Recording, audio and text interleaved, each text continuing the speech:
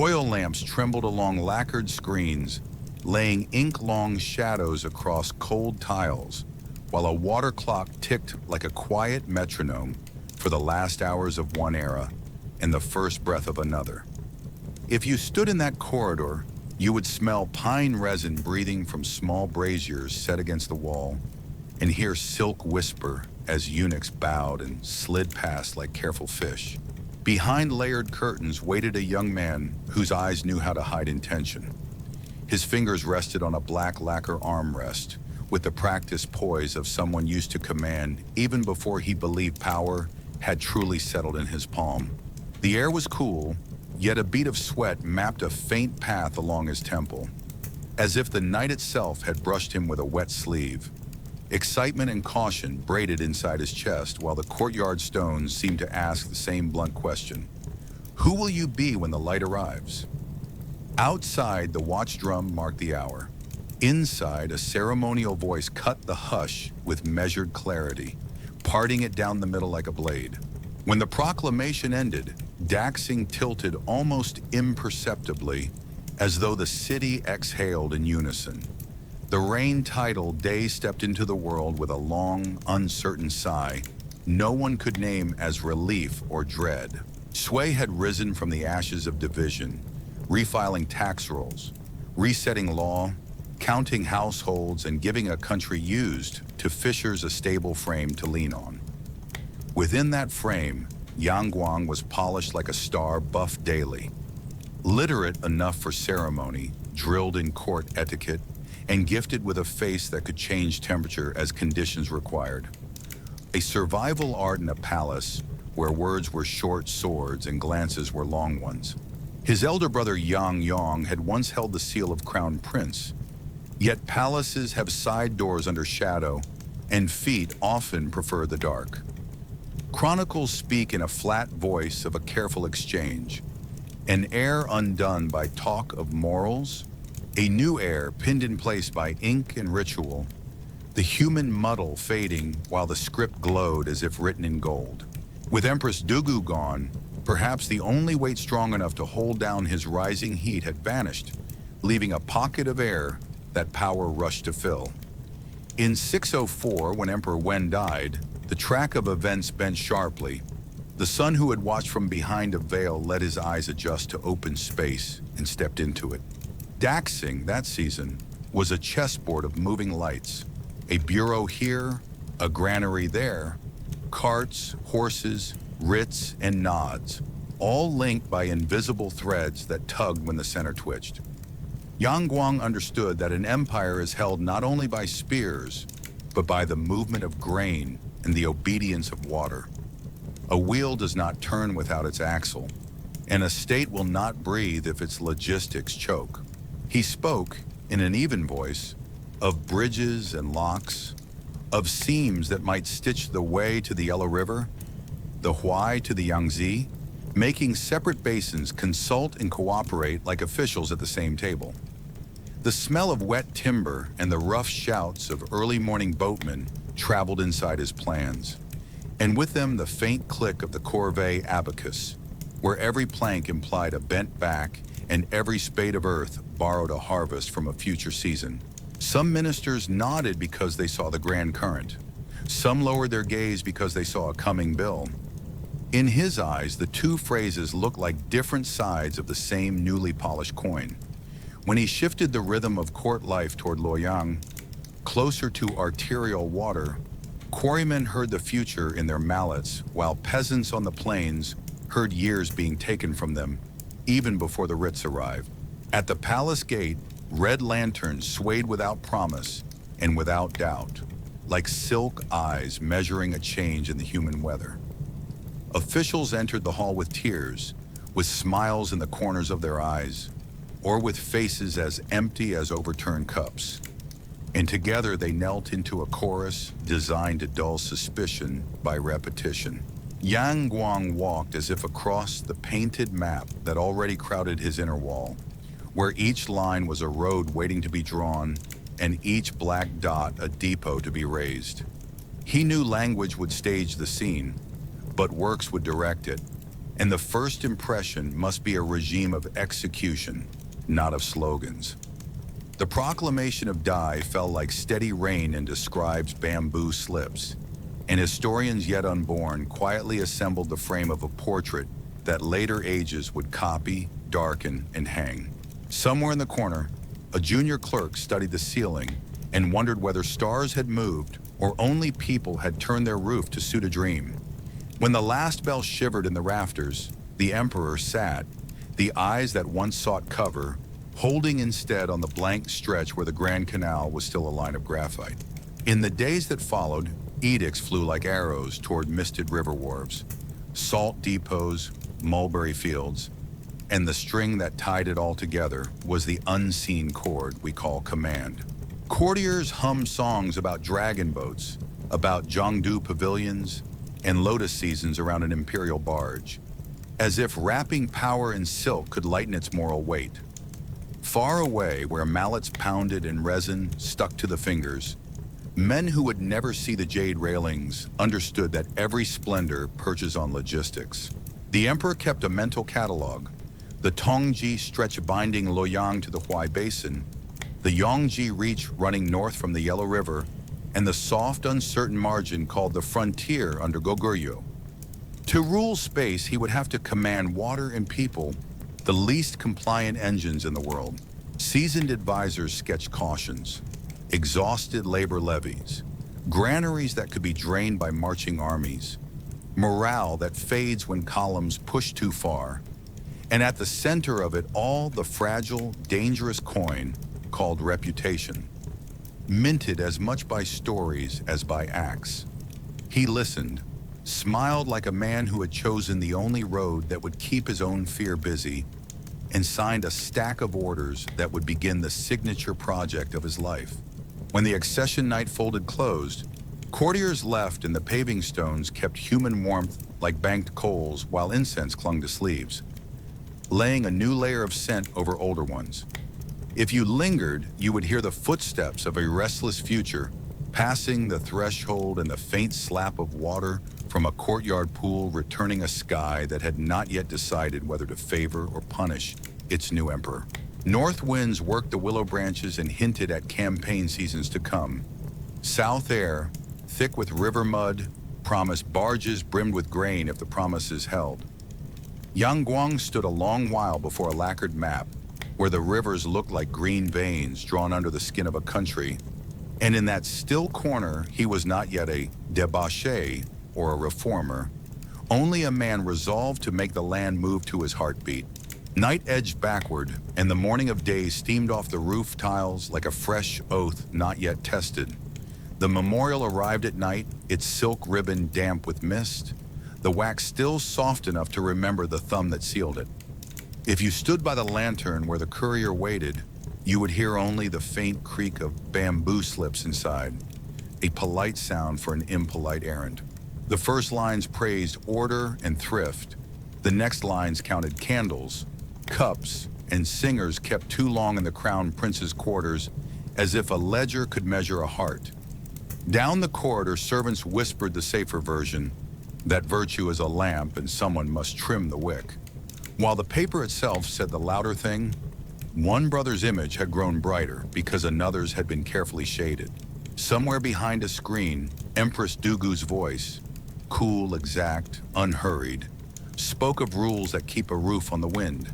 And when the wax hardened, the night felt a degree colder, as though the palace had tucked its opinion under a sleeve and decided to wait for dawn. Yang Yong, the heir, had a generous hand and a taste that ran warm. He dressed the festival days as if they might be the last and let the musicians play one song longer than the text allowed. In a house where Empress Dugu prized singular devotion, he favored more than one woman and praised their skills too openly, a softness that read as offense in the grammar of the throne. Yang Guang, by contrast, wore austerity like a second robe. Plain meals in public view, petitions answered with measured brevity, the quiet performance of a man who seemed to leave no fingerprints. He visited temples, spoke often of duty, and asked after the granaries with a frequency that felt both diligent and theatrical, depending on who was listening. Servants told stories about how he stopped to hear a minor official's complaint in the rain. Clerks told other stories about how those stories spread exactly where they would count. In rooms that smelled faintly of ink and pine smoke, reputation rearranged itself with the patience of water. And when it finally settled, one name floated higher. There were hands other than his in the work. The veteran Yang Su, a blade of a man whose campaigns had written hard lines across the north, understood that empires are steered not only on battle maps, but also on the floor of audience halls. Reports traveled along the ribs of the court, some fair, some folded, some bent, until they landed before Emperor Wen, who preferred a neat room and a neat conscience. Empress Dugu, stern in her code and skilled in the arithmetic of influence, counted the crown prince's lapses against the risk of letting warmth rule a cold office. Meanwhile, the Prince of Jin, as Yang Guang was then titled, kept his steps small and his eyes lowered, like a reader who never looks up while the room is talking about him. In private, he measured the angle of every bow.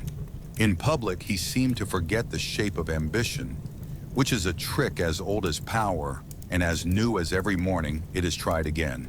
The decree came in 600, composed in the careful grammar that says everything and nothing at once. It spoke of correcting the line of succession to restore moral clarity, of returning the palace to the discipline that makes a ruler equal to the seasons. Yang Yang was stripped of his status and kept under guard. The Prince of Jin was named Crown Prince, and the court received the news with faces trained for obedience. The new heir bowed until his forehead met the cool floor and stayed there just long enough for the moment to become a portrait. He rose with eyes that looked as if they had learned to be quiet, and hands that did not tremble, hands that would later sign orders heavy enough to move rivers. Outside, the wind shifted, and the cypresses made a sound like distant water, as if practicing the noise that barges would one day make when the canal was finally deep enough. Later tellings turned the corridor into a theater. Some said the fall of the first heir was simple arithmetic, too much display subtracted from a ledger kept by a strict empress.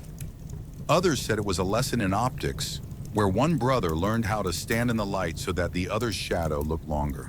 Tang-era histories written under the winners who followed preferred sharper inks and darker adjectives.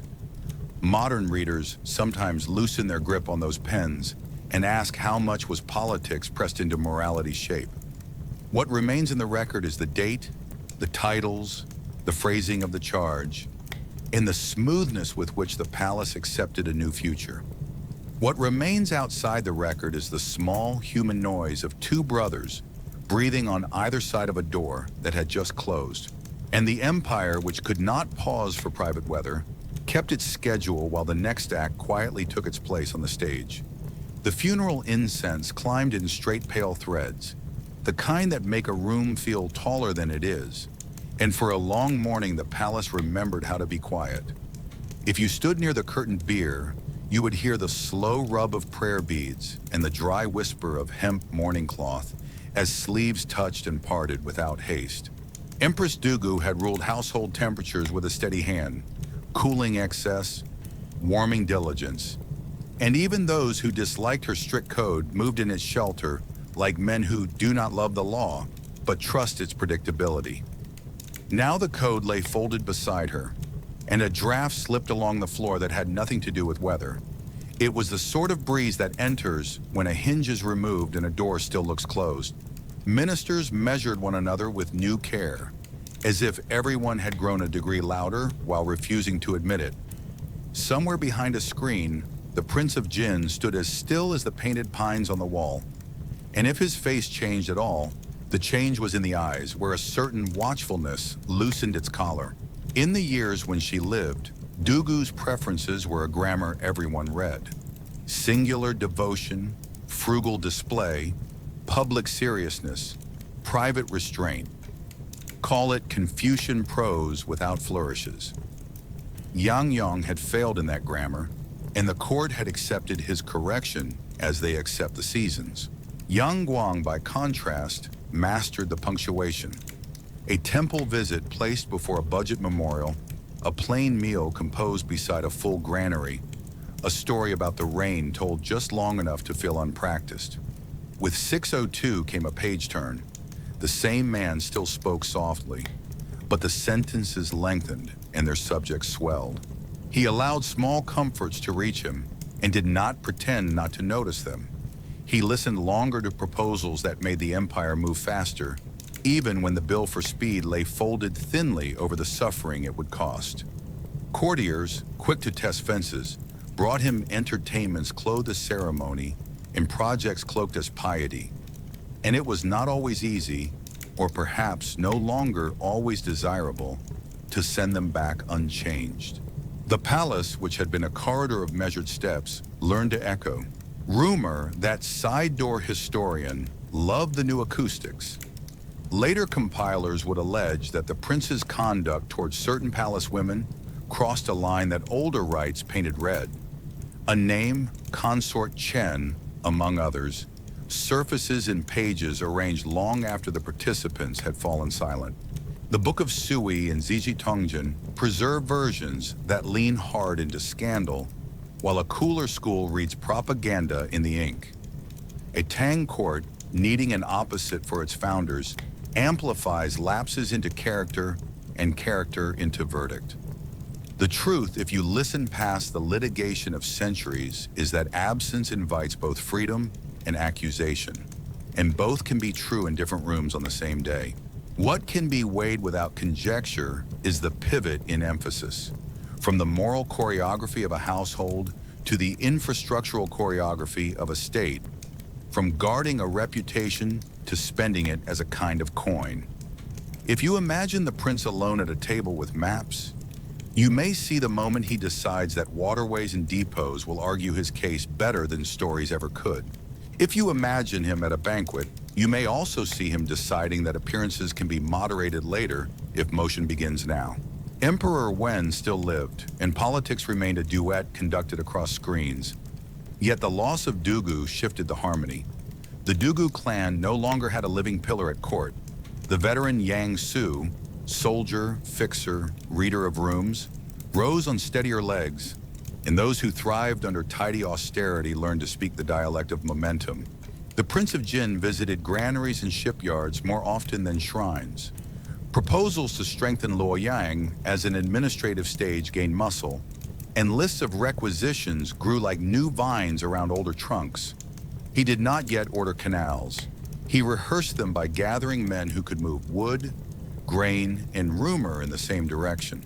In the evenings, courtyards rang with music labeled ritual, its notes carrying across ponds where moon and lantern swapped places in a polite debate about what counted as light. When he dismissed the players, his thoughts returned to the same two engines, people and water, and how to yoke them without breaking both.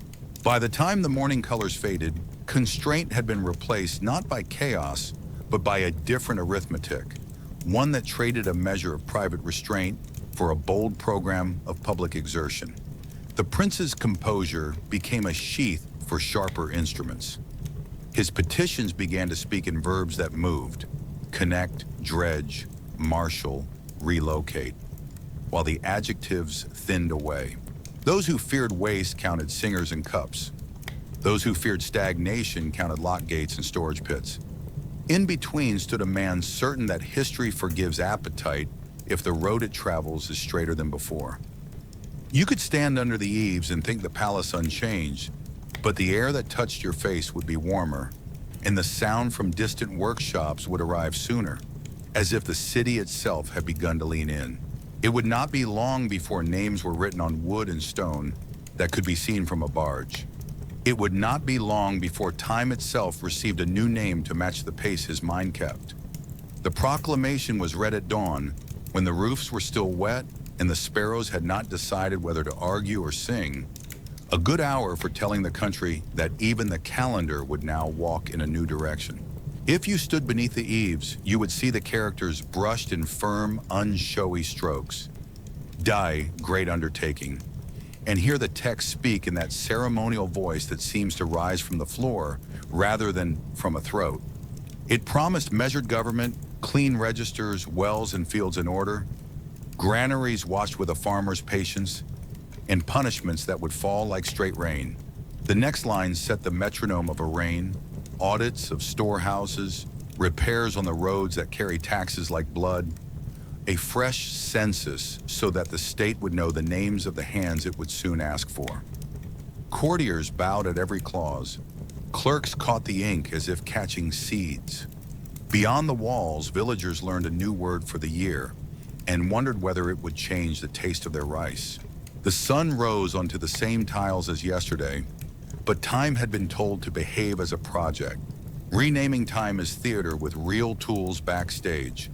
The day edicts did the customary mercies, pardons scaled to offenses, remissions on arrears that could be cleared with labor, and then reach for levers that move weight, standardizing measures, tightening the tax calendar so grain did not clot at river bends, ordering repairs to embankments where the Yellow River sulked and changed its mind. The emperor's handwriting, cool, mathematical, traveled with inspectors to markets and depots, and when disputes broke like plates, the fragments were swept into rules rather than left underfoot. He asked that Loyang be dressed for heavier duty, not in brocade but in stone and timber, its avenues widened to receive the traffic of a government that meant to live closer to water. In audience, he spoke of shorter paths for longer loads, a phrase that pleased the engineers and worried the men who counted backs. In private, he traced with a brush the way Wei, Yellow, Huai, and Yangtze might learn to consult one another, as if rivers could be made to behave like ministers. There were processions, of course, dragons carved on axle caps, guards with halberds catching light like fish scales, music pasted an official heartbeat, but beneath the silk beat the more interesting sound of logistics being tuned. Warehouses near the confluences were inventoried with a keener eye. The offices that tally corvée began to build ledgers, not just by county but by routes, a quiet change that told everyone which future mattered most. The emperor spoke gently, even when the orders were hard, and some heard in that gentleness the politeness of steel. Rumor tried to make a story out of boat parades and river holidays, as rumor will. The text of the edicts, drier and more durable, told a simpler tale: roads, locks, embankments, depots, men. In the map room, candles licked the edges of paper and the ink lines seemed to shine. Lines that did not yet exist outside the room, but already cast shadows across it. Dai also pressed its sign onto manners. Audiences grew brisk. Petitions that decorated themselves were shaved down. Budgets learned to put verbs first. The emperor let Jiangdu be prepared for extended residence, a southern stage from which water could be watched doing what land cannot. And he made a habit of traveling with questions about depths, silts, and distances instead of only rights. At night, he listened to pieces labeled Ritual for the New Era, then dismissed the players and kept the rhythm, turning it into schedules, which locks to cut first, which causeways to mend before the rains. How many boat crews could be trained before winter pinched the fingers of the rivers? If you had walked past the palace at those hours, you would have noticed that the city seemed to breathe differently, as if it had taken a wider belt to make space for a deeper breath. None of this erased the older grammar of power, the need to be seen devout, the need to punish just enough to be believed. But Dai sorted those concerns into a column labeled Appearances and doubled the weight of the column labeled Throughput. Historians who prefer verdicts to problems would later fit a mask over this face and call it by a single word, depravity, as if appetite fully explained an empire's choices. Others, reading the same docket, see a man spending his reputation to buy time and motion. Both readings stand in the room, arguing in courteous tones, while the river outside ignores them and keeps practicing its turns. On the morning the proclamation was posted in market towns, a boy traced the big new characters with his finger and asked his mother what they meant. "It means work," she said, not unkindly, "and roads, and that someone far away has decided to push the world a little faster." So surveyors walked ahead of the ink, carrying cords, stakes, and a habit of squinting at horizon lines. Behind them rode clerks who collected the land the way a net collects fish, by describing its edges until the shape surrenders. If you stood at the lip of a shallow cut east of Loyang, you would hear the rhythm of spades bite, toss, settle, a work song without words that still managed to count. The emperor's order was simple as a carpenter's rule and heavy as a millstone. Make basins talk. He wanted the Yellow River to consult the Huai to handshake with the Yangtze, and the northern plain to receive grain from the south as if the country were exhaling and inhaling through a single throat. In the map room, the lines looked like veins. Out here, the veins were mud, weeds, and clay, and the only pulse was the one in a man's neck when he lifted. The first trenches filled with water the color of tea, the second with water the color of old coins, and the third with a confidence that the fourth would hold. Old canals already slept in the soil, their names softened by time, and some ran as ditches half remembered by villages that had moved a little since their grandfathers' grandfathers drew the first furrows. The emperor did not start from nothing. He started from fragments. Earlier cuts from Han and northern dynasties, mill races that once fed garrisons, irrigation channels promoted to arterial work. His engineers proposed to stitch these with new seams, a north-south spine to carry tribute grain and troops, an east-west reach to tie Loyang to river bends that accepted barges like patient hosts. Later ages would call certain stretches Tongji and Yongji, but in the moment they were simply the nearest feasible water to the next possible water, connected by a calculus of earth moved versus time gained. Surveyors learned to read a slope as if it were a sentence with hidden grammar. Lock builders rehearsed the temper of wood and the petulance of current. And somewhere a clerk revised the levies so that counties paid in backs rather than coins. The levy numbers arrived like weather, unavoidable, discussed in doorways, and different in each telling. Some sources would later boast of hundreds of thousands. Others accused the throne of spending 1 million or more lives seasons in mud. The truth you could see from a towpath was simpler and did not fit on a tally. A long line of men and women, shoulders roped, feet in reeds, hauling a world that refused to glide unless someone sang to it. Granaries grew along the planned route like squared-off hills. Depots appeared where the water would one day slow, and training yards for boat crews took the place of empty fields so that muscle would learn before water did. Inspectors spoke a language of depth, fall, and flow, measuring the world in knuckles and fingers, while the emperor measured it in days saved. At evening, when the wind skated low, you could smell wet wood, crushed algae, and the faint iron note of fresh-cut soil, a perfume that would come to mean government more than any incense ever burned in a hall. By policy, the project dressed itself as thrift, shorter paths for longer loads, fewer ox carts breaking wheels on winter ruts, fewer soldiers marching hungry because barges run where horses founder. By spectacle, it could look like pride, an empire proposing to rearrange rivers as if they were guests at a banquet, and the host had opinions about where they should sit. The court learned to speak both dialects at once. Petitions put throughput before glory. Parades came after audits, not before. The emperor, who could be patient with scolding and brisk with praise, kept repeating the same instruction in different rooms. Build for seasons, not for scenes. Even his critics, those who counted singers at night more carefully than they counted sacks of millet by day, had to admit that the road from promise to barge loads had grown shorter, and that the argument for this reign would be made with locks as much as with lyrics. There were doubts and there were drownings. A bank collapsed where the clay refused the bargain. A crew mistimed a gate and watched a current take what it wanted. A village woke to find its well running backward because a channel had taught the ground a new idea. And yet, by the close of the first years of day, the spinal logic of the plan was visible. Luoyang sat nearer, in days not miles, to the Huai Basin than it had ever been. The north felt the south's harvest move with less complaint from wheels. and officers quietly marked depots on their campaign maps, as if war itself might learn to travel by water. Two readings again present themselves: that this was a ruler's ambition using the country like a tool, or that this was a country's need using a ruler like a handle. Both can be true across different hours of the same day. What no one could miss, standing on a towpath watching a test barge nudge a new-cut bank, was that the land had been taught to slide, and once a land learns that lesson, it asks to do it again.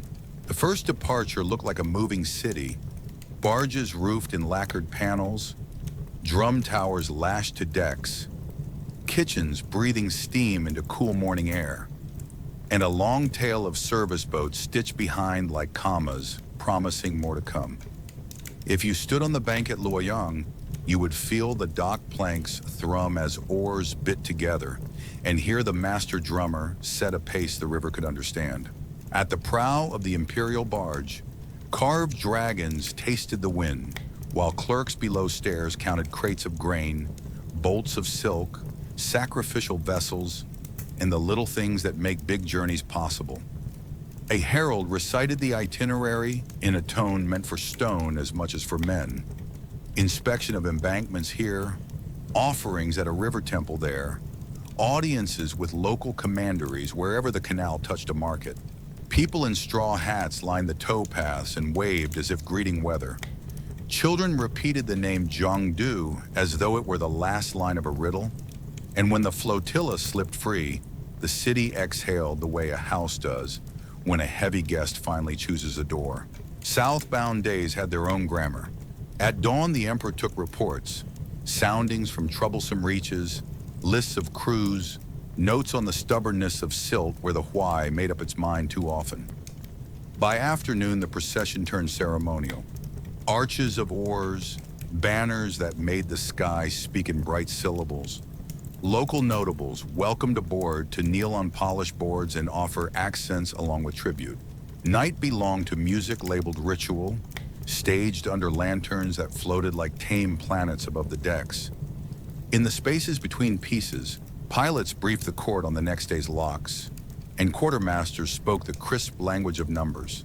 The river taught deference to its own physics, a slow bend where currents cross, a strait that tempts you to believe the world is simple, a floodplain village where everyone knows how fast a reputation travels when tied to a boat. Each reach the flotilla conquered made Luoyang feel nearer to the Yangtze, and each stage set on deck made the journey look less like struggle and more like inevitability. Rumor rode alongside. Some said the emperor's dragon boat was a palace that forgot it floated, a theater that did not lower its curtains even when the bank was poor. They counted singers more carefully than they counted sacks and found the numbers damning. Others, watching the same decks, saw a traveling chancery that moved its ink to where the problems lived. Embankments patched the day a breach was found, lock gates replaced before they failed, inspectors told to take their boots off only after the inventory was closed. In the manuscripts we inherit, Book of Sui, Ziji Tongjian, one voice prefers appetite as explanation, and another later voice adds ballast with logistics. Time turns their debate into a rope the story uses to pull itself forward. On some nights, the decks were crowded with officials who mistook nearness for influence. On others, the emperor dismissed everyone but steersmen and chart readers and listened to the water argue with the keel. The truth lives in those alternating nights. Ceremony and appetite share a table more often than the pious admit, and work sometimes wears silk because work must keep its audience. Zhongdu received the flotilla as a second capital wears a seasonal crown. Warehouses were tallied and fattened. The yards where rivercraft learned manners rang with orders, and the city adjusted its breathing to the rhythm of arrivals and departures. The emperor liked the angle of light there, or said he did, and liked, too, the way officials from the south spoke about distances as if they were currents, not roads. From that southern stage, he issued visiting favors and unrolled schedules, sending crews back north with tools and back south with standards so that both ends of the line learned the same verbs. The court looked handsome in reflection, and that was not an accident. The men who trimmed lantern wicks and hammered rivets also looked handsome to the eye that cared more for throughput than for theater.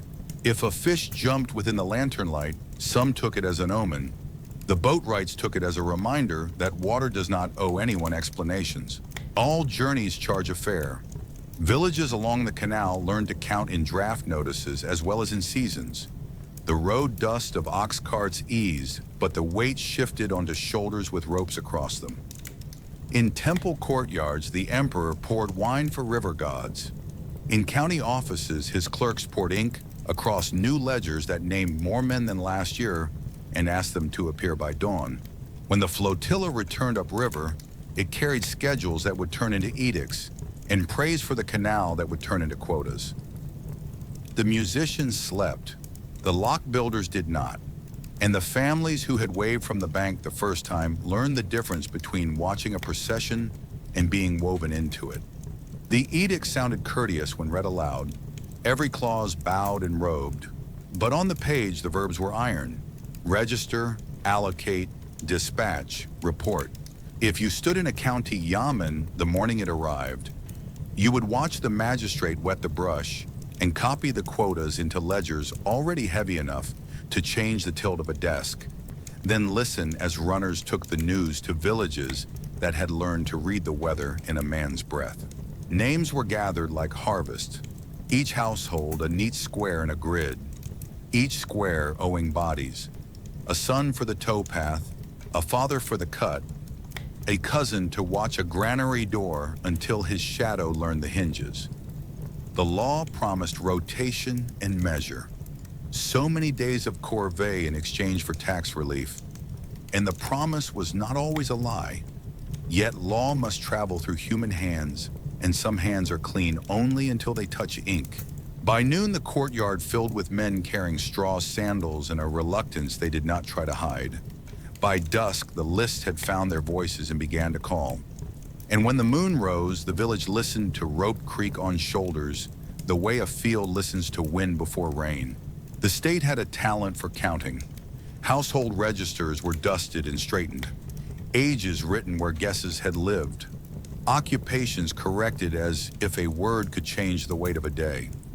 Inspectors from the prefectures asked after granary reserves and transport crews with the appetites of men planning a winter, while clerks redrew their maps so that routes mattered as much as counties. A quiet shift that turned geography into obligation. In theory, the corvée could be paid in coin or cloth, but coin is shy in country places, and cloth cannot move a barge, so most debts return to their original form. Backs in time. The emperor's intention, often repeated, was rhythm not ruin, shorten the road for tribute grain, smooth the path for army columns, spare carts and oxen from the cruelty of distance. The trouble with rhythm is that it needs a drummer, and once a drummer finds a good beat, he is slow to stop. There were rules to soften edges, exemptions for the very old, deferments for the recently bereaved, allowances for drought and flood, audits to pull local greed back by the sleeve.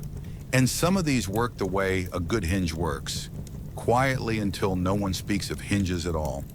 But in 611, the Yellow River broke its manners, and fields forgot their names. And hungry counties sent up petitions that felt like smoke, visible and then gone. Quotas did not always bend as quickly as a river does when it meets a stone. Some magistrates tightened them out of fear, some out of zeal, some because numbers on a page can look simpler than faces in a doorway. In those same months, recruitment notices for northern campaigns began to share wall space with canal tallies, and the village square learned a new music. The pluck of bowstrings from men practicing after dark, the cough of oxen unyoked from carts they would not be asked to pull this year. People began to say the word cost the way they once said distance. A man on the towpath does not argue historiography. He counts blisters. And yet even out there, between reeds and mud, you can hear two explanations competing like songs from houses on opposite sides of a street. One says, here is a ruler sharpening appetite with other people's time, a waste book written in human hours. Another says, Here is a government paying the one price an empire must pay to make its parts touch. Both in pieces are true. There were overseers who stole days, and widows who bargained them back. There were foremen who kept crews safe at a lock because they had buried a brother in one, just like it the year before. There were magistrates who turned the emperor's hard verbs into sentences that a village could survive. The canal grew, and with it grew the number of stories that did not fit into a single verdict, because verdicts prefer clean hands and clean water. By the time the year turned and the registers were closed again, the country could feel a new tension in its neck. Throughput had improved. Resentment had too. Grain moved more swiftly toward Luoyang and Jiangdu. News of abuses moved even faster, carried on voices that had learned how to travel. Across the north, men who had hauled, dug, and drilled began to remember how to gather, and names, Yang Shuanggan among the first, started to flicker in stories told in low rooms as warnings and as invitations. In the palace, the emperor read reports that sounded like success and smelled a warning inside them, the way a craftsman can smell a crack before it shows. He answered with more order, more audits, more verbs. And when the drums for war began to practice a louder pattern, the towpaths did not fall silent. They only matched the beat. At first light, the scaffolds looked like forests that had decided to walk, their poles wet with dew and their lashings smelling of hemp and rain. Masons climbed them like quiet insects while saws began the day with a dry, steady hymn. If you stood at a gate traced only in chalk, you would taste lime on the air and feel grit whisper against your teeth each time a chisel found its syllable in the face of a block. Carts brought quarried stone until the ruts learned the route by heart. Teams in ash-gray tunics ferried timbers whose ends still bled sap. Foremen counted in claps of the hand because claps carried farther than voices in a city that had not yet quite decided where its streets would be. The emperor's order had been simple enough to fit inside a single sentence. Give Luoyang a body large enough for a government that intends to live by rivers. The sentence became a drawing. The drawing became chalk. The chalk became dust and breath. Luoyang had always been a name with memory, but under Dai it was asked to learn new work. The plan married ceremony to traffic. A palace city nested in an imperial city, themselves wrapped by an outer city, all laid out on a grid whose avenues were wider than a parade, but narrow compared to a river. Markets were fixed like lungs, one for grain, heavy as patience, one for goods quick as rumor, and between them ran streets straight enough that a man could measure taxes by the time it took to walk their length at dusk. Granaries rose like squared hills with wooden ribs. Their doors faced away from flood and toward the new canal reach that would teach Luoyang to breathe by barge. The emperor inspected in a traveling pavilion that smelled faintly of pine. He spoke in verbs: widen, drain, brace, a line. And the clerks who followed him learned to write sentences that preferred action to adjectives. Temples still received incense and bowed their smoke toward the rafters. The city's prayers, however, increasingly sounded like inventories.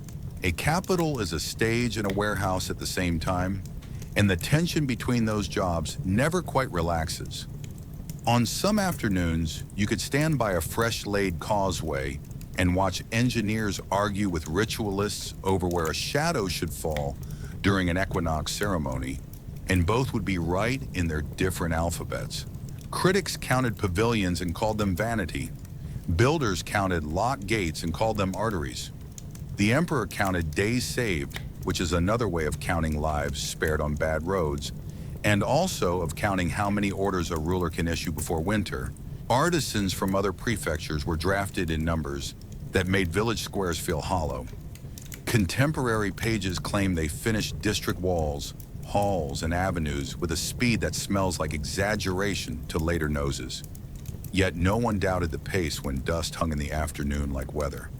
At night, lanterns along the half-made streets made the city feel like a diagram come to life. And for a moment, even the doubters conceded that drawings sometimes deserve to become ground. The first test of the design was not a ceremony, but a convoy. Barges nosed into the new wharves with their bellies full of rice that had forgotten the jolt of ox carts. Porters stepped in cadence from plank to depot. Scribes chalked tallies on black boards and wiped them clean with the heel of a hand so numbers would not clot. A column of troops, boots dusted the color of bread, cut across the grain traffic without breaking either line, and both flows folded around each other like practice partners. A courier left the palace at noon and reached a commandery office by late afternoon because the avenue grid cared about speed as much as about symmetry. The same courier returned before nightfall with a receipt that mattered to a granary keeper more than any poem about prosperity. Watching from a shaded platform, the emperor allowed himself the smallest smile. Not because lanterns made good reflections on canal water, but because a message had arrived early. And an early message is a kind of surplus. Still, Stone remembers everything it costs. The 611 floods had driven mud into the mouths of wells and fear into accounts that could not balance. Even as Luoyang hardened into its new frame, petitioners brought cases of overdrawn labor and unquiet counties whose men had been counted twice, once for the city, once for the canal, and soon a third time for the north. Overseers were dismissed and sometimes punished. Quarries were told to sleep for a month and sometimes did. Exemptions were expanded and sometimes honored. Yet the ledger of resentment kept its ink dry for future use. In the late summer heat, the city rang with both hammers and rumors, and the rumor with the longest legs said that roads built to bring grain could also bring armies, and that a capital designed to push the empire forward could just as easily pull it apart. At sunset, when scaffolds turned to black lace against a pink sky, the wind moved along the new avenues with a confidence that felt almost human, and you could believe, for a breath, that plans were stronger than weather. The muster sounded like weather, drums carrying across frost-bitten fields, banners cracking like thin ice, breath turning to lace before men could swallow it back. And the empire seemed to tilt north by the simple force of noise. If you stood at a way station outside Luoyang, you would taste iron in the air from spearheads stacked like reeds, and hear wheel bands complain as carts settled into ruts that had not existed yesterday. Clerks counted with gloved hands, ink thickening in the cold. Inspectors tapped grain jars as if feeling for a pulse. Teamsters folded rope with the reverence usually saved for scripture. The order of march read like an oath. Columns overland toward Liaodong, fleets by sea hugging the winter edge of the Bohai and the Yellow Sea, couriers stitching between them so that distance learned manners. Somewhere behind a curtain, the emperor traced lines on a map that were really timelines, and the map accepted the lie for now. North winds rehearsed their part, finding every weak hinge in a cart and every gap between teeth in a helmet. Overland, the army moved as if a city had decided to walk. Vanguards measuring bridges with their heels, sappers tasting the ground for pontoon anchors, quartermasters lining the route with depots spaced to the empire's breadth. The target was simple to name and hard to swallow. Goguryeo, whose fortresses watched the passes like men with long memories. The first stone in the throat, Liaodong City, sat like a knuckle at the wrist of the peninsula. Names of commanders filled the ledgers. Seasoned men with winter in their faces, and among them a Navy chief, Lai Hu-er, drilled crews to treat tide tables like scripture, because Pyongyang by sea was a dream that required good arithmetic. The chronicles bragged numbers so large that even a scribe's wrist would doubt them. Caution trims those figures, but not the scale. Lines of men that took an hour to pass a single tree, animals steaming in harness, campfires knitted into a second sky. Along the column walked silence that was not fear so much as calculation, the kind soldiers do when they decide which part of themselves to spend first. The first shocks were stone and water. Liaodong's walls ate ladders the way a kiln eats wood. Sorties clawed at the siege lines and vanished back into gates that shut like eyelids. At river crossings, engineers laid pontoons while ice argued sarcastically with their ropes. A bridge that looked perfect at noon could harry a column into panic by dusk when floes came down like slow knives. Between assaults, the army learned the new grammar of distance. Supply wagons that needed their own supplies, horses that needed better grass than a winter road could spare, and a drumbeat that kept time not with courage, but with throughput. Scouts returned with news that sounded like riddles, paths that were good until they weren't, streams that were shallow until the third man drowned. And above those riddles hung a name like a raven, Yulji Mundok, the Goguryeo captain who smiled too easily and wrote poems to lullasaurs. He watched, weighed, and waited. And an army that had taught rivers to behave began to suspect that men were worse students. At sea, the fleets tasted storms and discipline. Lai Hur kept decks drilled until oars sounded like a loom, and pilots could talk in measures of depth and fall the way land officers talked in lee and days. Gales tore polite pennants into useful rags, and more than one hull learned the cost of leaning into a winter gust. Yet the flotillas kept together, practicing approaches that would one day threaten Pyongyang and send rumor ahead of them like foam. The sea leg was a promise stitched to a thread. If the overland sieges stalled, the Navy would arrive where walls were fewer and temples older. If the Navy arrived too soon, it would sing to itself in a harbor no one had unlocked. Messages crossed the cold like migrating birds, and each message thinned a little in flight. The emperor read them by lamplight and heard under the words progress and discipline another word that arrives softly and stays: attrition. By winter's deep, the army discovered the enemy under the enemy: hunger. Granaries along the route had been counted twice and paid out 3 times. Carts ran tender as teeth. Men cut their rations into halves and learned to think in quarters. The walls did not fall. The rivers did not negotiate. Goguryeo skirmishers let the Sui advance into emptiness and then threw back laughter shaped like arrows. Still, the empire did not yet admit a mistake. The drums continued, slower, like a heart under a blanket. Letters went home in careful hands asking for nothing, and generals gathered by brazier light to explain that a longer line of depots, a cleaner rhythm of convoys, and a luckier thaw would turn the map from argument into fact. Northwind answered with the brevity of a man who prefers proof. Frost took the edges first, the rims of helmets, the lashes over tired eyes, the ropes that swung from pontoon to bank, until every movement made a small, brittle sound, and even courage seemed to crack if handled roughly. If you stood beside a siege line outside Liaodong, you would taste smoke that never quite warmed a hand and hear picks strike frozen ground as if mining a bell. The walls answered with the quiet confidence of stone that knows time is an ally. Envoys came and went beneath white flags that looked like surrendered clouds, and the talk was all of terms without intention, for Goguryeo preferred delay to denial when winter could do the killing. In the trenches, men learned the slow arithmetic of cold. 1 degree taken from the air, 2 from the will, 3 from the stores if a convoy was late by a single day.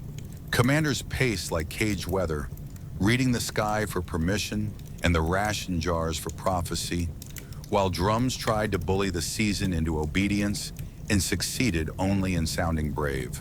Along the approaches, rivers behaved like clever enemies, pretending stillness while working mischief under a lid of ice.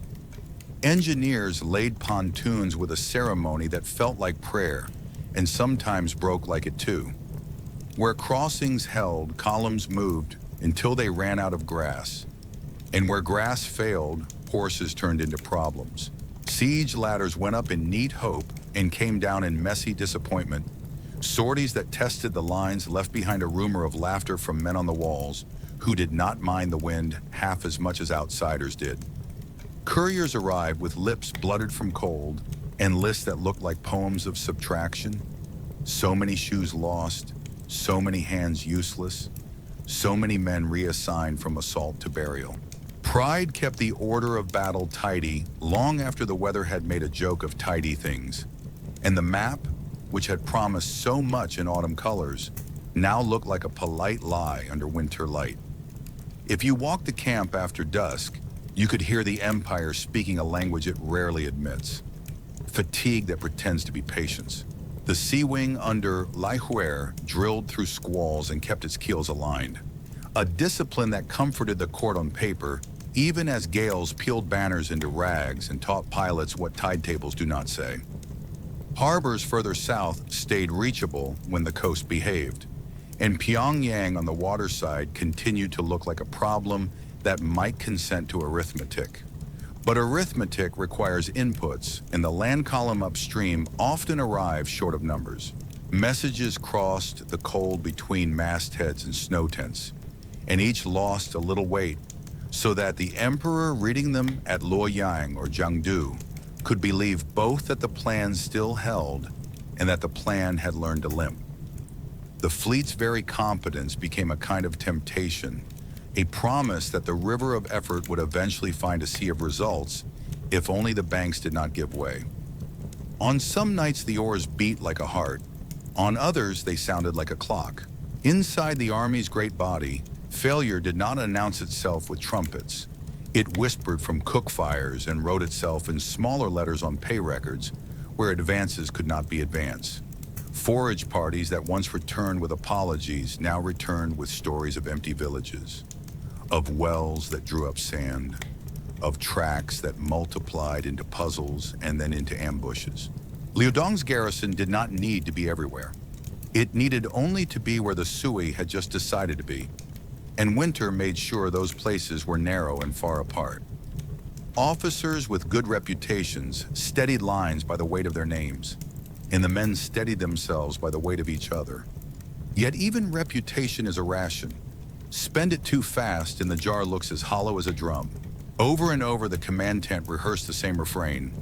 Lengthen the chain of depots, clean the rhythm of convoys, keep the pressure until thaw. And over the cold offered its one-word reply. The walls still stood. The river still negotiated. The army learned that attrition is a tutor who never smiles. When orders finally called for a pullback to winter quarters and for preparations to turn failure into next season's plan, the announcement was phrased as prudence rather than retreat, as if words could keep the wind from noticing. The march back wrote a second story across the first. Carts lighter than they had left, ranks thinner than the ledgers had promised, sentry posts counting nights by pairs because single men slept too hard. In the rear echelons, reports bloomed into optimistic abstracts that measured throughput and discipline with a conscientious neatness. At crossroads taverns, men who had carried ladders measured tall tales with cups and learned how quickly rumor travels when the roads themselves have been improved. In prefectures behind the lines, draft boards and granaries, already drawn thin by canal works and repairs after flood, felt a new hand at their sleeves and a new set of verbs. Recruit, requisition, remand, spoken with less apology. The Empire kept its face still and its schedule strict, but in the mirror of winter, the face had learned a new line. Spring wrote soft edges on hard plans, and for a few weeks, even mud felt like progress. Drums sounded warmer, supply trains lengthened like sentences that finally knew where they were going, and officers spoke of Pyongyang the way men speak of a hill they can already feel under their boots. If you stood along a relayed towpath near the Liao crossings, you would hear the confident music of routine. Bridges tested, rations issued, scouts released in pairs with orders to return before dew dried. The army moved again upon Liaodong, and the walls did not budge, but the columns passed around them with the patience of water seeking a lower course. Letters went ahead to towns that had learned how to bow when a large thing approached. From the north came other letters featuring a hand that liked to tease. Yulji Munduk, writing in tones that felt like courtesy and read like delay. Negotiation tents bloomed and withered like frost flowers.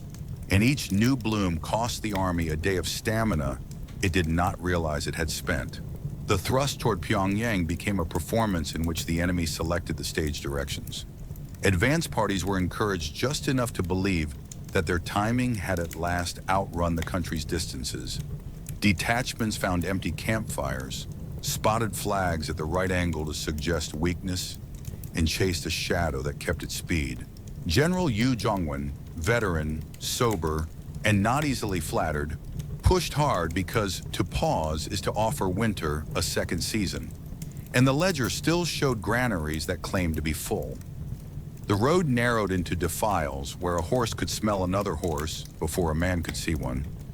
Skirmishers stung the flanks and vanished into gullies with the local names rubbed off. When a messenger arrived carrying a composition from Ulji, lines that praised Sui might and advised withdrawal with a kind of politeness that stings, the camp laughed as soldiers will. Under the laughter, officers felt a small pressure in the chest that did not come from pride. Numbers looked large, throughput did not. The river called Salsu, modern Chongchun, entered the story like a polite stranger and left it like a judge. The approaches were harried but passable. The fords looked shallow and honest. The banks were steep in places, but nothing the manuals did not account for. Columns began the crossing with the steadiness of men accustomed to obeying water as rule. Then the rule changed. Upstream, dams unseen in the earlier survey released their hordes. The flat brown rose into moving wall. Formations dissolved into the grammar of panic. Arrows walked the shallows in careful rows, while Goguryeo wings closed their pages on both flanks. Chroniclers writing under later dynasties loved the arithmetic. Hundreds of thousands set out, only thousands returned. And those numbers, like many numbers in such books, are finger paintings rather than accounts. What does stand is the shock. A column that had believed itself arithmetic discovered it was a story with a sudden end. The survivors who fought their way back to higher ground did not speak in sentences for a while. At sea, Lai Huer kept his fleets in order and his pilots' hands steady. They nosed along coasts, tested approaches toward Pyongyang, and looked over their shoulders for the land column that was supposed to arrive like a chorus. Coordination on paper continued to look simple. Coordination in wind and undercut banks remained what it always is, a hope nailed to a schedule. With Salsu shattered and overland supply rhythm broken, the admirals counted their rope, their rice, their wounded decks, and chose the math that preserves ships for wars not yet named. They withdrew in good order, which is a sentence that sounds tidy in a chronicle and tastes like iron to men who have rowed all night. Reports went inland and southward. Their language kept composure even as their margins picked up the grease of being read many times by hands that did not want to understand. The march back wrote dust into lungs and silence into letters home. Yulji's courtesy ended where his country began. He let the road punish the rear guards and sent word ahead to villages that had learned which bridges to unlace. The empire that had lately taught rivers to behave discovered again that men who know their ground owe the river nothing. Two readings again compete in the sound the retreating boots made. One says hubris met craft and craft won. The other says overreach met terrain and terrain refused. Both hold pieces of the truth and neither invites comfort. When Yu Jongwon counted heads in a safer valley, he did not speak of numbers at all. He ordered new depots marked and took a long look south, past the horizon where reports already hinted that the empire's back, its counties and roads, had begun to talk in a louder voice than his drums. Orders went out with a clipped grace, the kind a tired hand learns. Convene, refit, advance. If you stood along the new depots outside Luoyang in the spring of 613, you would see the same choreography that had once promised victory: granaries sealed, columns counted, couriers released like swallows. Yet something in the rhythm no longer persuaded its own musicians. Edicts sharpened their edges, threatening penalties that read like winter, and the polite fiction that corvée was a conversation gave way to the older truth that it was a summons. Officers rehearsed the map's lines with firmer fingers, as if pressure could keep ink from spreading. Recruiting boards worked late behind doors that made good hinges of silence. Men who had hauled canal ropes the year before were now handed spears and told that rivers and enemies both respect a steady pull. The Empire tried to look like a single gesture and discovered the strain of holding that pose. The campaign moved and the ground remembered. Goguryeo gave distance where it could hurt most and nipped where it could not be chased. Yulji Mundeok, who wrote courtesy like a second alphabet, kept the front noisy and unhelpful, and the army found itself applying remedies that tasted of last year's medicine. Supply trains improved their intervals and still arrived lean. Columns took hills because hills were visible, while the real battle, the one between hunger and time, fought in the ledger. At night, drums practiced confidence and men listened for a note that refused to arrive. The mask of inevitability, which had fit so well when roads were new and locks obedient, now rubbed at the edges. The actor behind it inhaled and felt the seam. When reports reached the Emperor, they said the right nouns but could not find the right verbs. The front shifted to the rear without moving. In the heat of 613, a name that carried the weight of earlier glories, Yang Shuang'an, son of the veteran Yang Su, stepped out of loyalty's shadow and into open air along the canal corridor near Liang.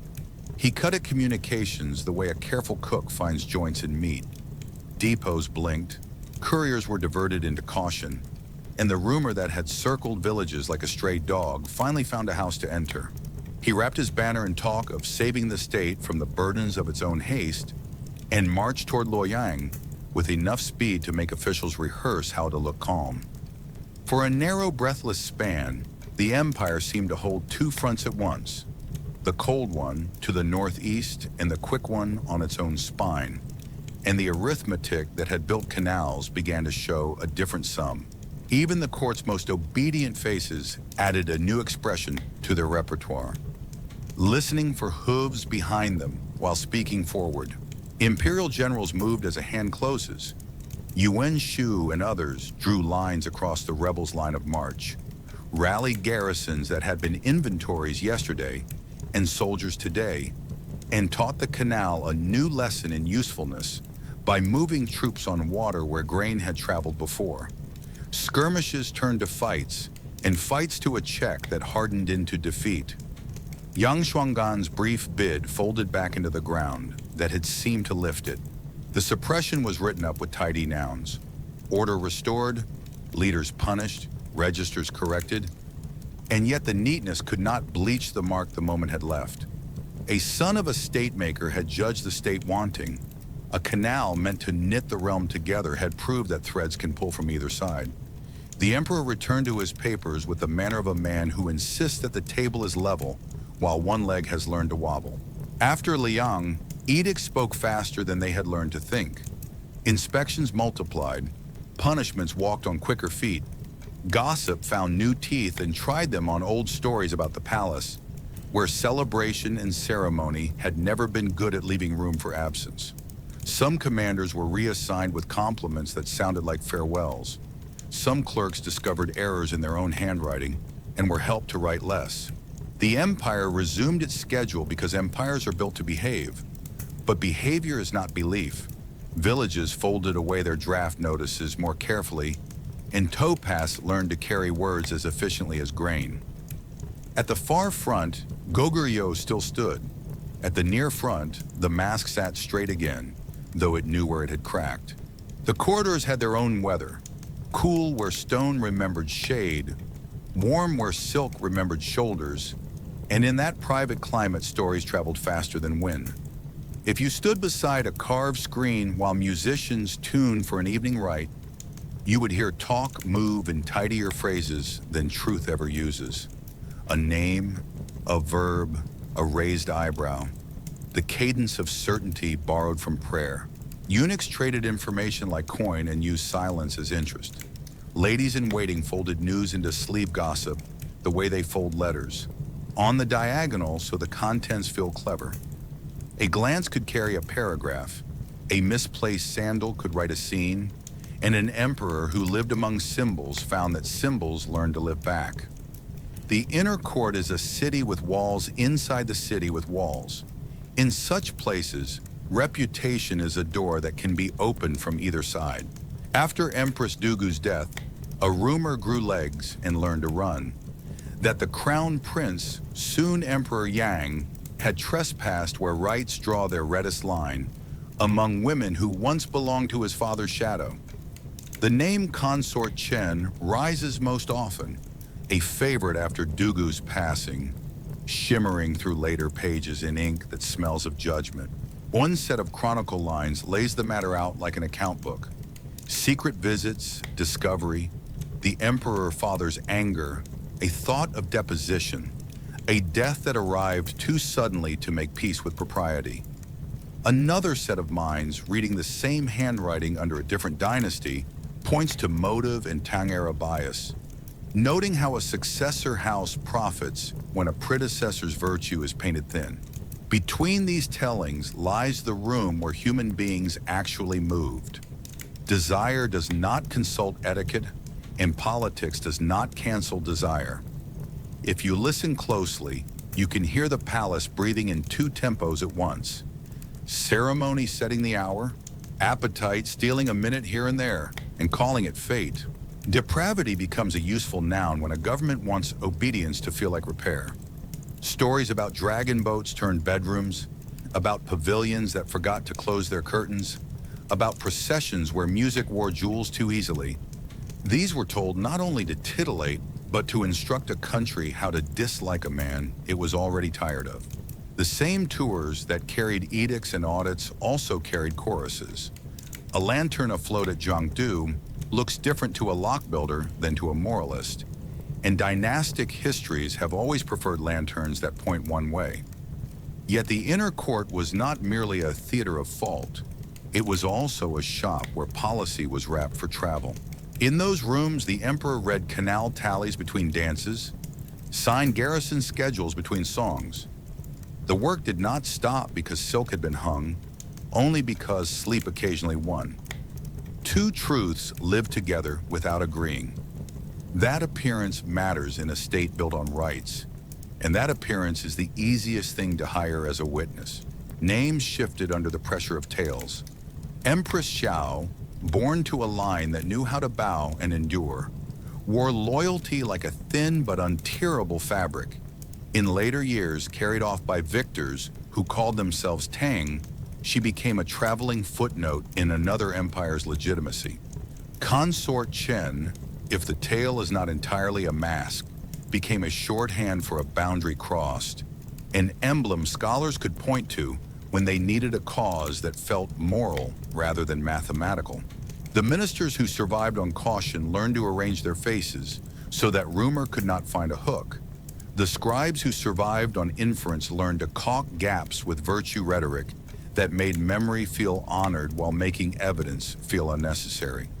If you ask the palace walls which version is true, they will offer back the smell of agarwood and the sound of silk, then remind you that walls keep what they are told to keep. A chronicle is a palace with paper bricks. Its rooms are warmed as much by opinion as by lamps. What did the inner court know for certain? That appetite and policy drink from the same cup more often than the pious permit? That a ruler who spends his reputation to purchase motion may find the receipt hung around his neck? That servants of story, eunuchs, poets, censors, carry daggers made of grammar? What did the outer realm decide? That taxes taste better with blame on the spoon, that corvée is easier to swallow if the mouth is busy saying wicked, and that defeats on far rivers want companions closer to home. So depravity took on work beyond description. It became a policy instrument, a way to turn fatigue into moral fervor, to make rebellion feel like a sermon someone else had written. In that sense, the inner palace was not just a place. It was an argument with curtains. The empire, which had learned to move grain by canal and armies by schedule, learned to move anger by anecdote, a transport no engineer can standardize. The first banners looked like laundry on a bad day, cloth borrowed from mills and monasteries, hand-painted characters that smudged in rain. And yet the wind learned their names faster than it learned edicts. If you stood at a ferry on the Yellow River after harvest failed and taxes did not, you would hear talk chains shape the way water does when it meets a bend. From complaint to plan, from plan to oath. Villages that knew how to suffer in private began to practice suffering together. Men who had hauled ropes for the canal now knotted them as slings and belts. Monks who had copied sutras wrote muster lists in the same neat hands. The empire had taught the country to move. Grain, orders, soldiers, and now the country moved itself. Gathering behind hills at dusk and beside temples at dawn, keeping the drum beat low enough to sound like weather. The first skirmishes were accidents that lingered. The next were appointments that kept themselves. Names accumulated until they sounded like a genealogy of hunger. In the Henan heartland, the Wagang bands under Li Mi learned to read the map by warehouses, stalking the big granaries that the Sui had parked like stone cows along the routes. To seize one was to add a city to your shadow. Li Mi wrote letters as confidently as he fought, draping himself in antique titles with a scholar's smile and handing out grain with a general's eye for loyalty. Market towns turned their faces toward him because bread argues better than doctrine. Further north in Hebei, Do Jiande began as a defender against thieves and became, under the pressure of need and opportunity, a banner of his own. He kept order where the state no longer did and taxed as gently as a war can, which is to say, sometimes more gently than the government. Between them and others, Zhai Rang of an earlier Wagang circle, Zhang Shan'an, and names that sank after floating a season, the countryside learned to prefer uniforms it had helped sew. Edicts traveled too, but they arrived thinner. Imperial commanders answered with the toolbox that had always worked. Detach, encircle, punish, proclaim. The toolbox met a room whose floor had shifted. Canal reaches that once carried grain to Luoyang now carried fighters in the other direction. Depots that had taken rations from counties paid them back to men who came with the right countersign. Post roads carried rumor faster than couriers because rumor has no seals to break. In garrisons, experienced officers held their lines and their tempers. In prefectures, some magistrates surrendered in tidy phrases that saved lives and reputations. Others fought for a day, a week, a winter, and discovered that the calendar did not care which side wrote it. The court's answer grew harsher as its certainty grew smaller. Punishments promised to clear the air the way thunder does, and succeeded chiefly in teaching the sky to echo. On towpaths, old canal hands told new soldiers where the mud holds a man's boot as fiercely as any enemy. Cloth and titles multiplied. Li Mi styled himself Duke of Wei and wrote manifestos that braided righteousness to logistics, promising that virtue would taste like full granaries. For a bright, dangerous span, he made the Liang storehouses speak his dialect. Du Jiande, careful, pragmatic, collected prefectures the way a farmer collects water in a dry year, cup by cup, and learned to sit a horse like a sentence that never raises its voice. The rebels quarreled among themselves because men do, but they learned a truth the empire had taught them, that throughput is power wearing plain clothes. They taxed roads and guarded ferries, posted pickets at locks, and wrote receipts that made peasants compare them to the government and sometimes prefer the handwriting. In the south, where the emperor kept a floating court at Jiangdu, the lantern light on the river looked increasingly like a mirror that returned questions rather than answers. The map began to fray where it had been folded most often.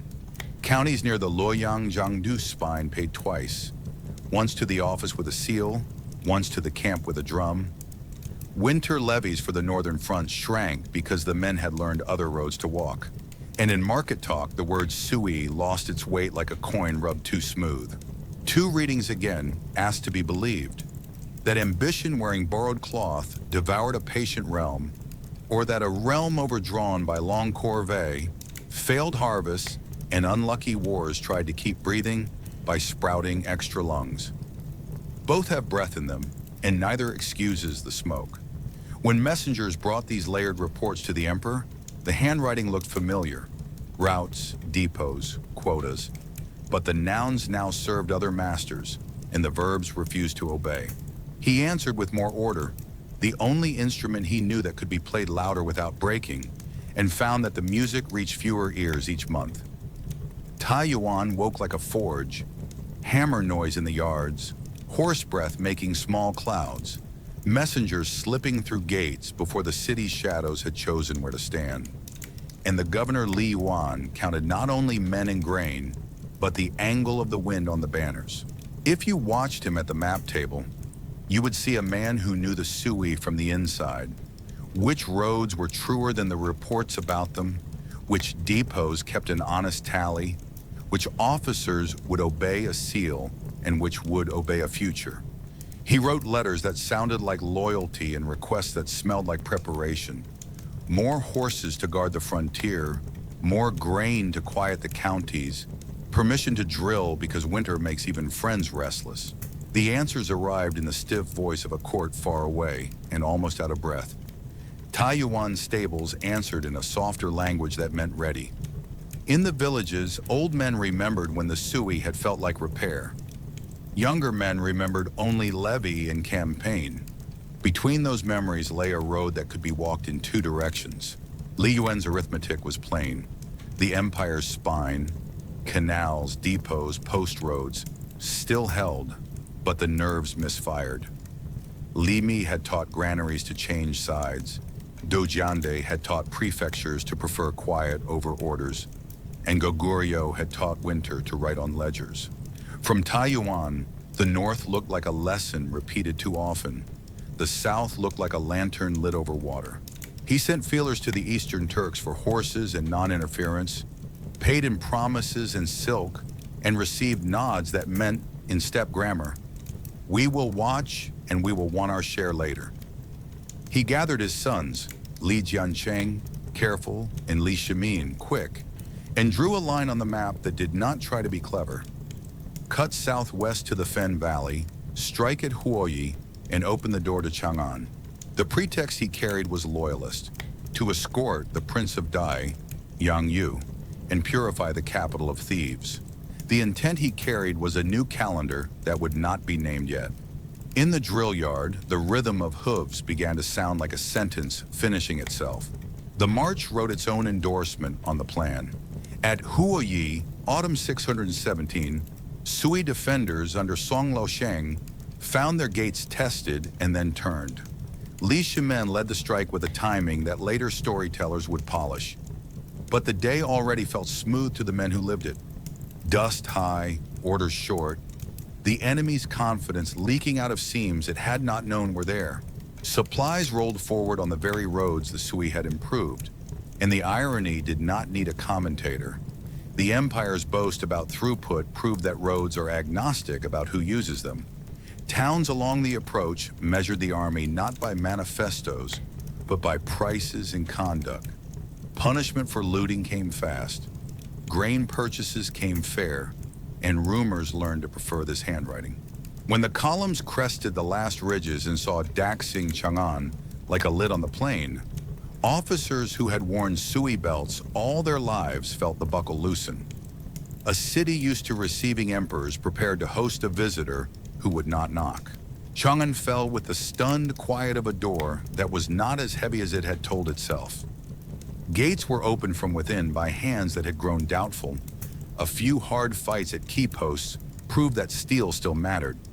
And then the city decided that tomorrow would not be worse if it changed its address.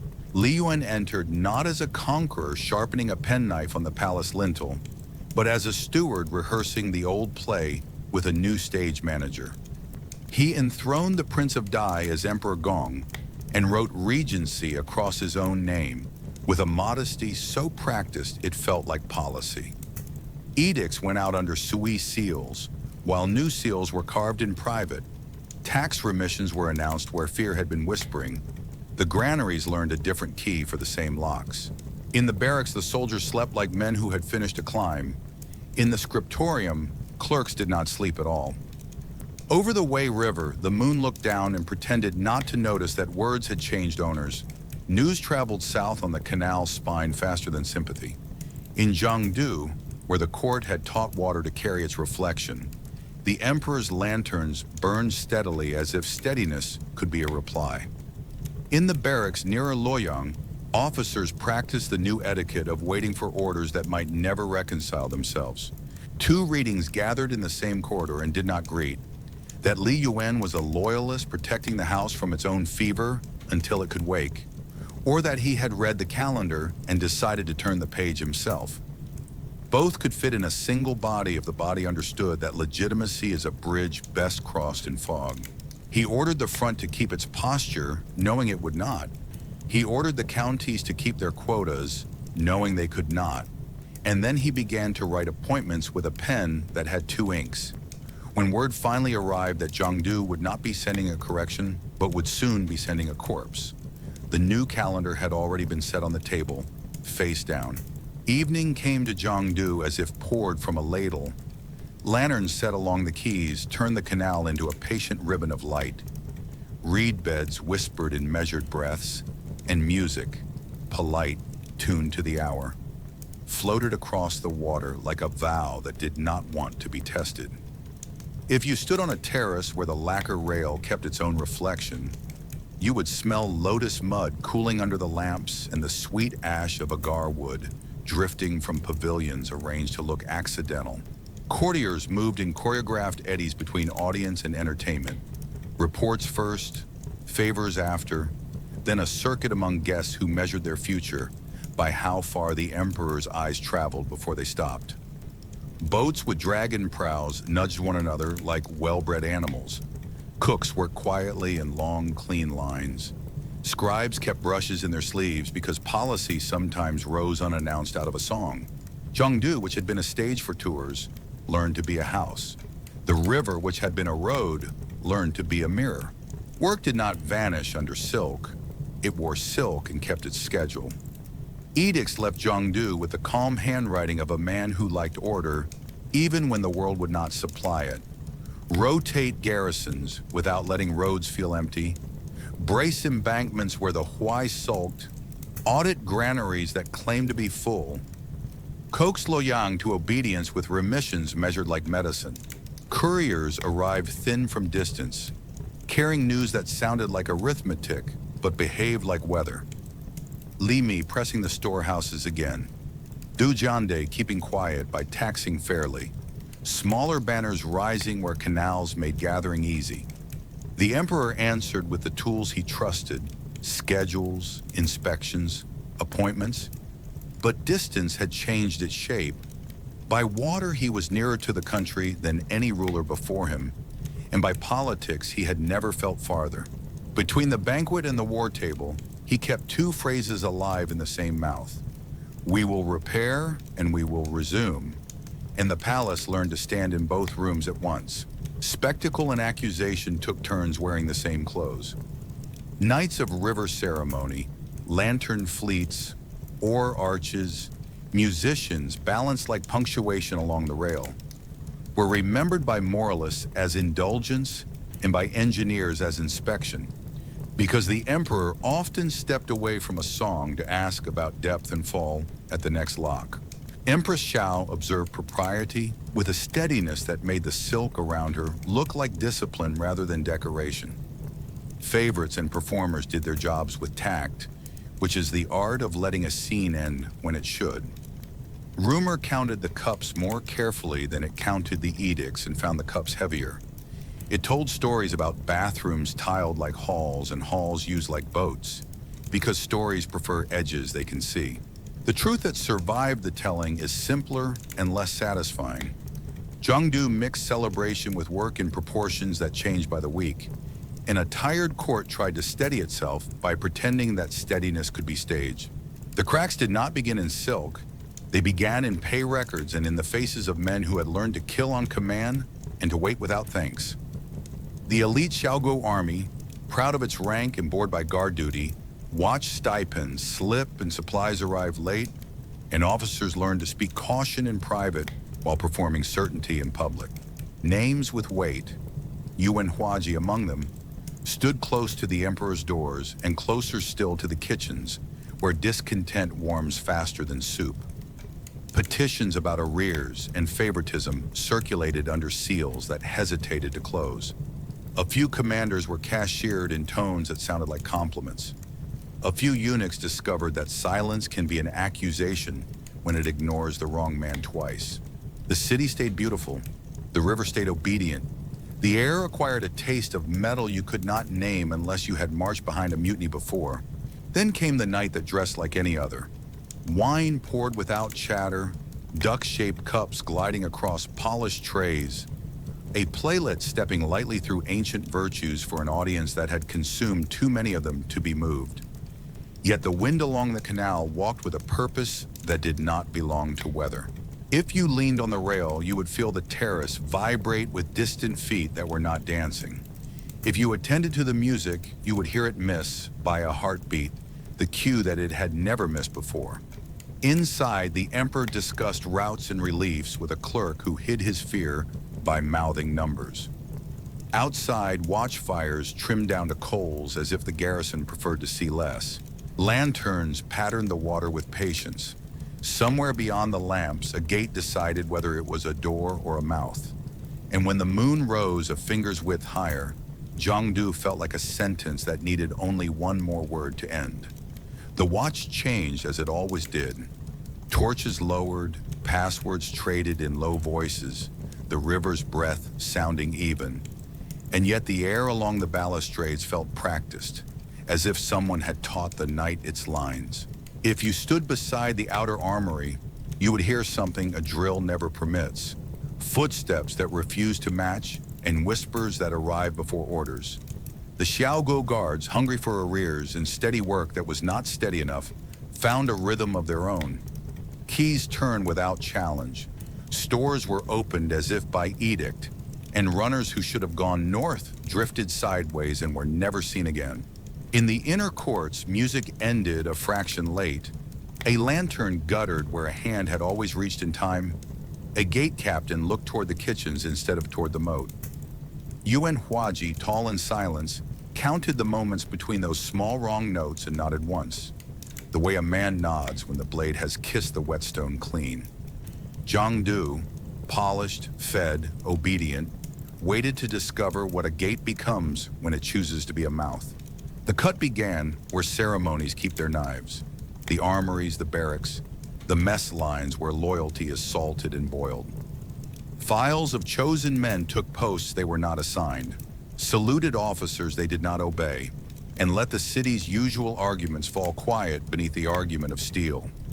Messengers bearing the emperor's cipher were turned back by other messengers bearing the same cipher, and in that duplication, the palace lost the thread that tells it who it is. The inner guard at first stood to, then stood aside.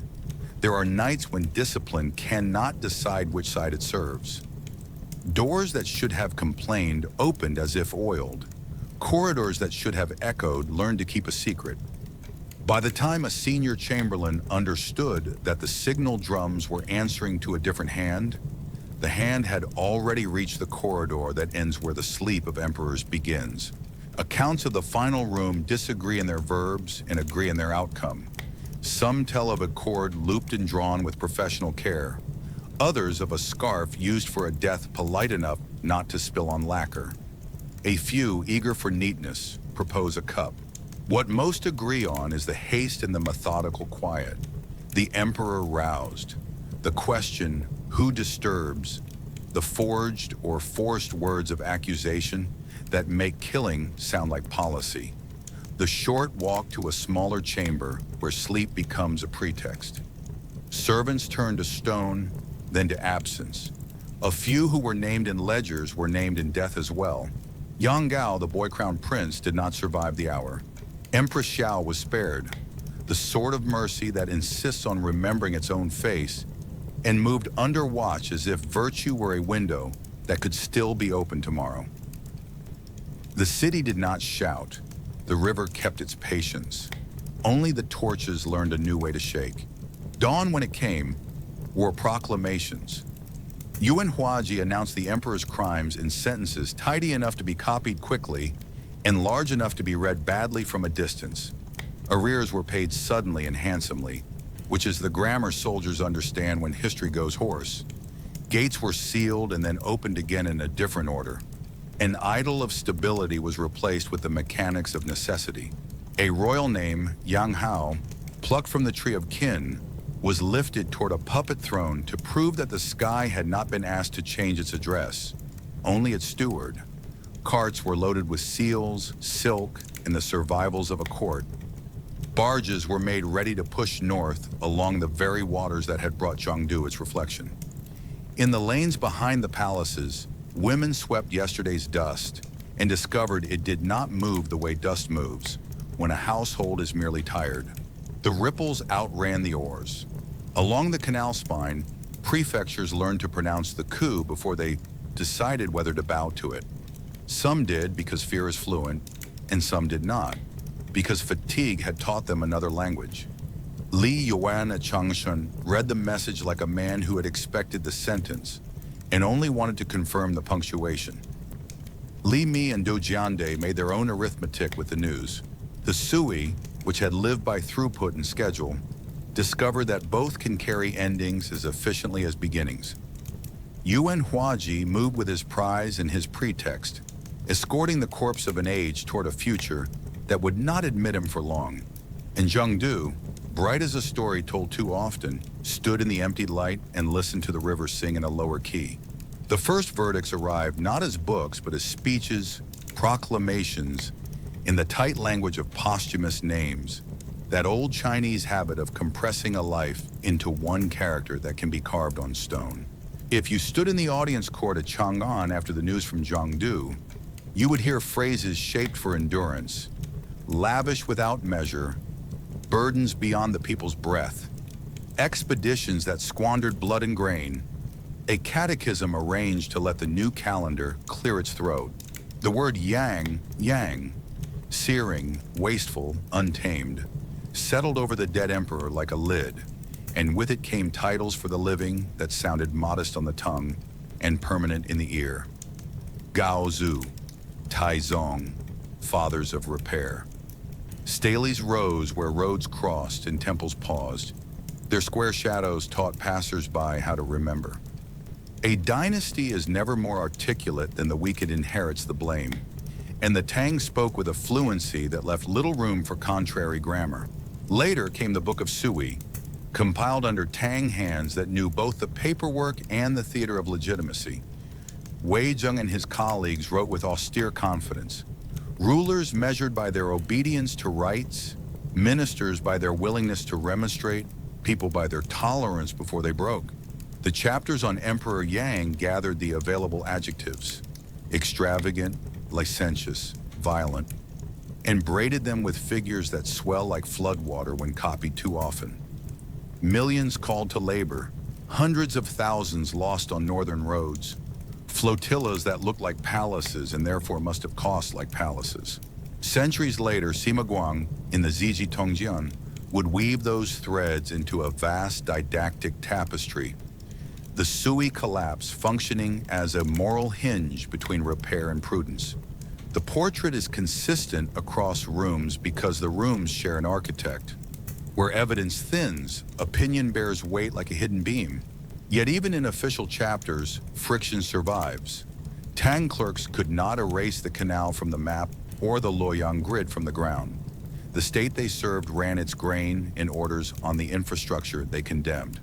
So the verdict learned to walk with a limp, works admitted as facts, motive convicted as sin. Scheduling praised as method, while the drummer who set the beat is fined for noise. On one page, you read of throughput that steadied the realm. On the next, you read of banquets that lighted the water, where inspection also traveled, and you are asked to select only one interpretation when the night itself had room for both. A wise reader marks the margins with two inks, one for depravity that explains too much, one for necessity that excuses too easily, and then listens for the low notes the text cannot mute. Famine years, levee fatigue, winter wars that would have bruised any throne. The stele is a tool and a mirror. Carve wasteful deep enough, and later travelers will see only glare when they look. Leave the lines shallow and rain will soften them until they read human. The Tang needed a cautionary ancestor close at hand, the better to praise their restraint and justify their rectifications. And so they placed Emperor Yang in that lit niche where a single man absorbs a decade's arithmetic of weather, distance, and overreach. None of this rescues him from his choices. The Goguryeo campaigns pressed beyond prudence. The levees stacked too high on counties already ankle-deep in flood. The palace optics were amateur counsel for a tired nation. But it does reposition the reader's hand on the chisel, asking that the verdict be cut to fit the wood beneath, not the costume on top. If you pass such a stones at dusk, the characters seem to float. That is the hour when the losers start to sound like people again. Begin with a map and a ledger, not a sermon. If you stand on a towpath outside Loyang at a quiet hour, you can still hear barges speak the old language of weight and distance, and you can watch granary doors breathe in and out when grain moves like a tide that obeys the moon of schedules. The north-south spine that later ages will simply call the Grand Canal did not spring from a single stroke. It was stitched from older cuts and new seams, but the thread ran strongest under day. Locks remember hands more than headlines. Their timbers still carry the groove of ropes pulled by men who did not care what moralists would later write. On market mornings, the city's avenues, measured to carry carts, troops, and news without fouling each other, still behave like a grid made for government, the kind that turns time saved into food not spoiled. If you prefer verdicts to problems, this is an awkward place to stand. Count the other pieces that did not melt when dynasties changed their seals. Relay stations along the post roads tightened their intervals so a message could cross a prefecture in a day and a decision could cross it in half that. The regional granary system learned to think in flows, not piles, and the legal and fiscal frames inherited from Wen were maintained, adjusted, and used hard rather than politely displayed. In 605, the court formalized examination routes for talent, small in intake, modest in reach, but important as a habit, the idea that a man from a county school might climb by brush as well as by blood. The fubing system of militia service, which had ancestors before Sui and descendants after it, was kept in tune long enough that Tang could inherit a machine that at least knew its own sounds. None of this turns winter victories into reality or floods into rumor. It turns a single face on a steely into an operator inside a larger engine whose dials we should read before we throw them away. Now return to the accusations and test where they fit. Extravagance. The flotillas and river rights could look like hunger dressed for the stage, and some nights they were. Other nights, the same decks carried inspection and orders that saved a month's work by being given on the spot. Cruelty. Levies and conscriptions bit deep, and the 611 floods sharpened every edge. There are counties in the record that vanished into other names, and there are villages that learned the price of throughput in bruises. None of this dissolves because a road runs straighter. Hubris. The Goguryeo expeditions pushed maps beyond prudence, and when the Salsu River rose to judge, it judged fairly.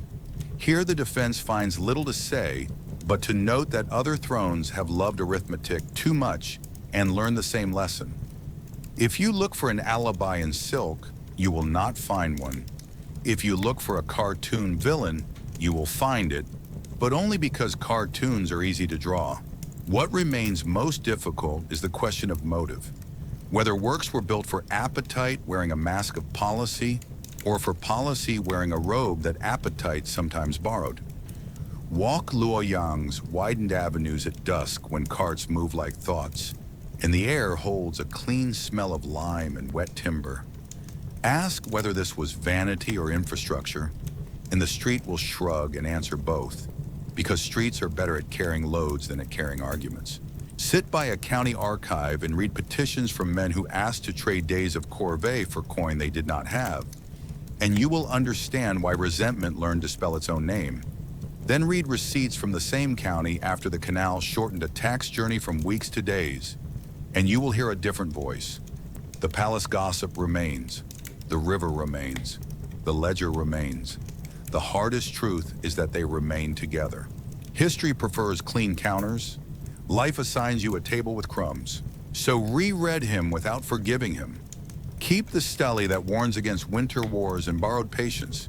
Keep, too, the map that shows why a state that had come unstitched needed a long seam and a stout needle. Admit the lanterns on water in the duck-shaped cups. Admit the men who died in ditches and on ice. Admit also the food that arrived unspoiled and the orders that outran rumor by a day. If you stand very still, you can almost hear the empire of Tang, so proud of its restraint, rolling grain and edicts along the timbered veins it inherited, while repeating the lesson as if it were self-taught. You do not have to like the drummer to recognize the beat. You do not have to change the verdict to change the angle at which it is read. In that small adjustment lives the difference between a story told to punish and a history told to understand. Night Along the Canal is always the same poem, written by different hands. Oars whisper, timbers settle, and water carries what it is given without asking who signed the order. If you stand at a wharf outside Loyang long after the Sui banners have gone soft in museums, you will still hear grain turn to sound when sacks shift in the hold. The barge masters curse sandbars with the same old grammar. The lock keepers trade jokes that outlive dynasties. A clerk chalks a tally and wipes it away with the heel of his hand, confident the next sum will look like work. History prefers clean endings, but rivers prefer schedules, and the river won. The Grand Canal, stitched from elders, muscled under day, kept in training by Tang, remains a kind of prose the country reads without noticing, as ordinary and as difficult as breathing. If you lean over the rail, the water will not show you faces, it will show you lanes. After Jiangdu, the story ran fast and sharp.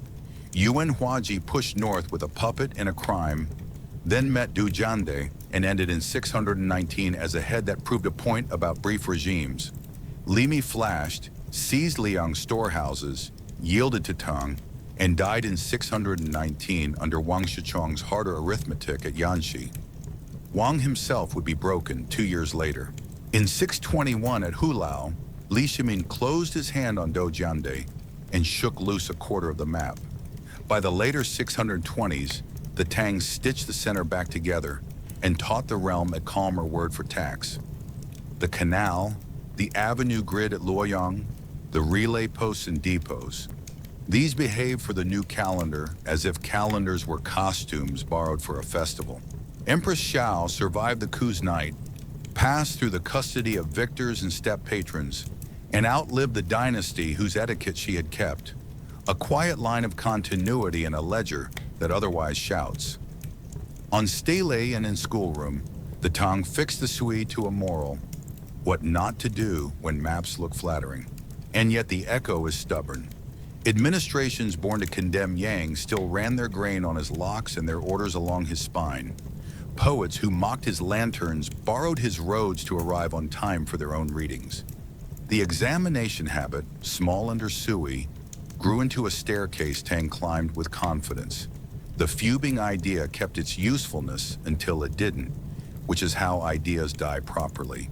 Along the Yellow River, the embankments were repaired by men who had not learned the emperor's name and did not need to. They understood water better than verdicts. In county archives, petitions from the 600s keep their smell of smoke and lime, while receipts from the 730s look bored and satisfied.